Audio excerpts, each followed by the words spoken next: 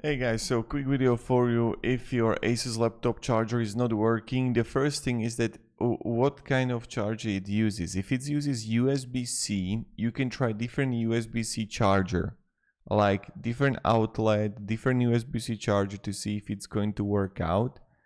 But if it's not going to work out even with different charger, try to also clear the ports if there is some debris in the connection for the charging port.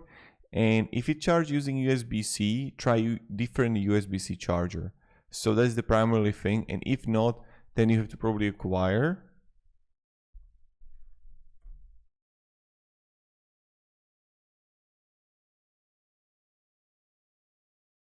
Then you would have to acquire new charger. So thank you and have a great day and goodbye.